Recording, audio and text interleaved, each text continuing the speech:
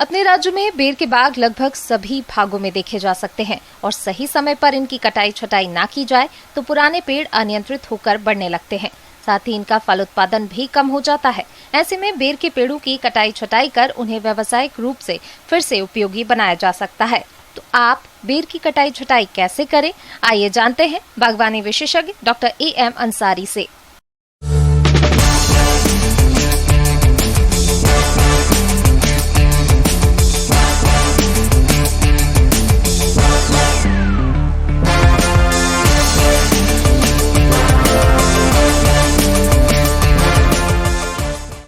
आज आपसे चर्चा करने जा रहा हूं कि किस तरीके से आप अपने बेर के बागान का, बेर के पौधों का किस तरीके से जीर्णोद्धार करेंगे। अगर आपके पास बेर के बागान हैं, काफ़ी पुराने हैं, फल नहीं देते हैं, ऐसी परिस्थिति में आपको क्या क्या करना चाहिए। तो मैं ये बताते चलूं कि बेर एक ऐसा पौधा है जिसमें नई टहनी पे ही फल आता है। आमतौर पर इसकी कटाई छटाई की जाती है गर्मी के महीने में। जैसे बेर का फल की आप हार्वेस्टिंग कर लेंगे, बेर ख़त्म हो जाएगा, पत्ते झड़ जाएंगे, ठीक उसी समय में आप इसकी कटाई कर दें। और कटाई करते समय आप एक निश्चित ऊंचाई निर्धारित कर लें। 2 मीटर 2.5 मीटर, बहुत ऊंचाई पे नहीं रखना है। 2 मीटर 2.5 मीटर की ऊंचाई पे आप कटाई करेंगे। ये ध्यान रखेंगे जिस ऊंचाई पे आप कटाई कर रहे हैं इन पौधों को, उसके नीचे के तने स्वस्थ होने चाहिए, तंदुरुस्त होने चाहिए, और जो गांठ वाली जगह है उसके ठीक नीचे से आप कट करें। बेर के पुराने, घने और आर्थिक दृष्टि से अनुपयोगी वृक्षों की सभी अवांछित शाखाओं को पहले चिन्हित कर लेते हैं। फिर अब हमें चिन्हित शाखाओं की भूमि सतह से लगभग 1.5 से 2 मीटर की ऊंचाई पर आरी से कटाई करते हैं। कटाई के लिए शक्ति चालित आरी अधिक उपयुक्त रहती है। सूखी, रोग ग्रसित एवं पेड़ों के बीच की घनी शाखाओं को काटकर निकाल लेते हैं। कटाई करते समय ये सावधानी अवश्य रखनी चाहिए कि अनावश्यक रूप से शाखाओं का निचला भाग फट ना जाए। इसलिए पहले आरी से नीचे की तरफ लगभग 15 से 20 सेंटीमीटर कटाई करें, फिर टहनी के ऊपरी भाग से कटाई करें। और कट करने में ये ध्यान रखें कि आप इसको ज़्यादा जख्मी ना करें, वो फटने नहीं पाए, इसका ध्यान रखें। आजकल चेन सॉ, मोटर से चलने वाली, पेट्रोल से चलने वाली एक मशीन आ गई है, इसे हम लोग चेन सॉ कहते हैं। ऐसी आरी है जो चेन से की तरह घूमती है, इसका प्रयोग करके आप काटें। और काटते समय भी ध्यान रखें कि ये फटे नहीं, आसानी से आप सीधे उसको कट करें, थोड़ा स्लैंट, थोड़ा एक साइड झुकता हुआ कट करें, ऐसे स्लैंट आप कट करेंगे। और फिर कट करने के बाद फिर उसके ऊपर या तो कोल तार आप लगा दें या फिर कोई पेंट को कलर कर दें। वो भी नहीं कर सकते तो आप प्लास्टिक को ऊपर से बांध दें, एक प्लास्टिक सीट को लेके, ताकि उसमें फर्दर कोई इन्फेक्शन और चीज़ ना होने। कटाई के तुरंत बाद 1 किलोग्राम फफूंदीनाशक, कॉपर ऑक्सीक्लोराइड और 250 ग्राम अरंडी का तेल उचित मात्रा में पानी में मिलाकर तैयार लेप करें और लेप शाखाओं के कटे हुए भाग पर लगाएं, ताकि सूक्ष्म जीवाणु तथा रोगों का संक्रमण ना हो सके। जीर्णोद्धार करने से पेड़ को समुचित प्रकाश मिलने से स्वस्थ कल्ले निकालते हैं तथा पहले की अपेक्षा उत्पादन में लगभग 3 से 4 गुना तक वृद्धि हो जाती है। इसके अलावा बागों की सामयिक निराई गुड़ाई करते रहना चाहिए। अब आप देखेंगे कि जब कटाई कर दिए हैं तो आप देखेंगे बहुत सारी टहनियाँ निकल आएंगे चारों तरफ से, जहाँ से आप कट किए हैं उसके नीचे से। यही इसकी खासियत है। और पूरी हेवी प्रूनिंग, जिसको हम लोग रेजुवेनेशन कहते हैं, ये बर्दाश्त करने की क्षमता रहता है इसमें। बस ये ध्यान रखना है कि जो कीड़े, बीमारी या दीमक या किसी और तरह के हैं, या तना छेदक कहीं पे कीड़े लगे हैं, तो उसको, उस तना से आप उसको हटाने का काम करेंगे, सफाई करेंगे, उसका प्रबंधन कर लेंगे कि कोई कीड़े बीमारी उस तना पे नहीं हो। और पूरे खेत की जुताई करके सफाई आप कर दें। अब देखेंगे जब बहुत सारे टहनियाँ नए निकलेंगे तो सारे टहनियों को छोड़ने की ज़रूरत नहीं है।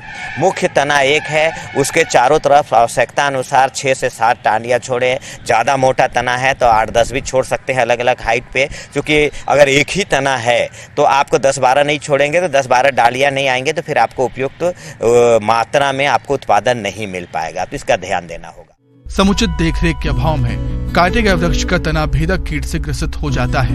इनकी रोकथाम के लिए कीट द्वारा बनाए गए सुराख में लोहे की पतली तीली लगाकर कीड़ों को निकालकर नष्ट कर देते हैं, या कीटनाशी में भीगे रूखे फोहों को छेद में रखकर छेद को गीली मिट्टी से बंद कर देते हैं। इस प्रकार इस कीट का नियंत्रण किया जा सकता है। नवसृजित कल्लों को पत्ती खाने वाले कीट अधिक क्षति पहुंचा सकते हैं, इसके लिए ट्राइजोफास कीटनाशी दवा 2 मिलीलीटर प्रति लीटर पानी में घोलकर 10 से 12 दिन के अंतराल तक 2 छिड़काव करें। साथ ही पर्ण धब्बों की रोकथाम के लिए कॉपर ऑक्सीक्लोराइड 3 ग्राम प्रति लीटर पानी में घोलकर छिड़काव करें। कभी कभी गर्मी के महीने में ही शुरुआती दिनों में ही मीलीबग का भी आता है, स्केल इंसेक्ट से होते हैं, उसका भी प्रकोप आ जाता है। तो आपको इसमें ध्यान देना होगा। इस समय आपको सिस्टेमिक इंसेक्टिसाइड जो इमीडाक्लोपिड नाम की दवा है उसका 1 ml प्रति लीटर पानी में घोल बना के छिड़काव करना होगा। एक चीज़ और मैं बताते चलो, इसके जड़ से नीचे से जो भी तना निकल रहे हैं, टहनियाँ निकल रही हैं, सबको आपको हटाते जाना है और तना के पास थोड़ा मिट्टी का ऊंचा 1 फीट ऊंचाई तक कर दें, ताकि और अक्टूबर के महीने में 2 से 2.5 फीट की ऊंचाई तक चूना और तुतिया का लेप करना कतई ना भूले। 10 लीटर का अगर बाल्टी है तो उसमें आप 20 से 25 ग्राम ब्लू कॉपर को मिला के अच्छे से उसे घोल बना लें और उसका 2 से 2.5 फीट तक तना को चारों तरफ से लेप चढ़ा दें। तो ये आपका बहुत दीमक से, दूसरे चीज़ों से, कीड़े बीमारी से आपको पेड़ को बचाएगा। कटाई करने के बाद सिंचाई अगर मिल जाती है तो बहुत बढ़िया तने निकलते हैं। वैसे ना भी आप करें, बहुत पुराने पेड़ हैं, उसका जड़ पूरी तरह विकसित है तो अंकुरित हो ही जाएगा, उसमें नए डालियां निकल ही आएंगी।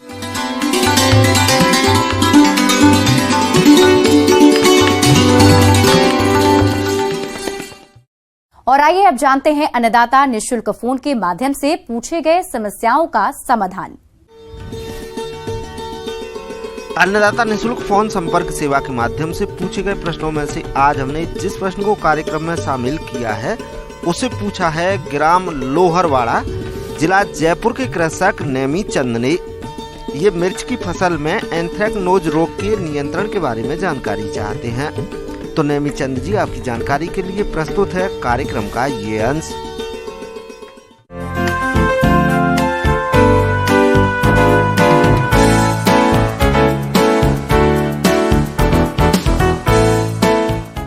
जो कि मिर्च में एक लगने वाला एक फफूंद जनित रोग है और ये क्लोटोटाइकम कैप्सेसी द्वारा इसका फैलाव होता है।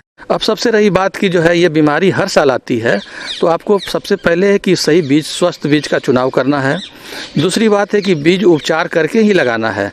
बीज उपचार के लिए आपको दवा बताए कि कार्बेंडाजिम और प्लस या कार्बोक्सिन, ये दोनों में से कोई दवा उसकी 2 ग्राम प्रति किलो बीज के हिसाब से हम उसको उपचार कर लेते हैं।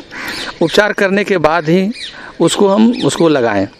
अब जब रही की बात, जब बीमारियां जब आना शुरू हुई तो जब पत्तियों पर ही इसके लक्षण दिखाई पड़े, उस समय आपको जो है ब्रॉड स्पेक्ट्रम फंजीसाइड, जिसमें कार्बेंडाजिम और प्लस मैनकोजेब दोनों दवा रहती है, उसका 2 ग्राम प्रति लीटर के हिसाब से अगर स्प्रे करते हैं तो इस फफूंद जनित रोग से काफ़ी हद तक बचा सकता है। बहुत सारी दवा जो है आप कार्बेंडाजिम भी डाल सकते हैं और मैनकोजेब भी अलग अलग से डाल सकते हैं, उसका भी 2 ग्राम प्रति लीटर के हिसाब से डाल सकते हैं। लेकिन आपको ज़्यादा प्रभावी इसका उपाय करना है तो मैंने जो दवा बताई, जो मिश्रित दवा है कार्बेंडाजिम प्लस मैनकोजेब, उसका 2 ग्राम प्रति लीटर पानी के हिसाब से आप उसको घोल बनाकर उसको जो है आप स्प्रे करेंगे और कालांतर में 15 दिन के बाद स्प्रे करेंगे तो निश्चित तौर पे जो है आपका जो है इसका प्रकोप से बचा जा सकता है।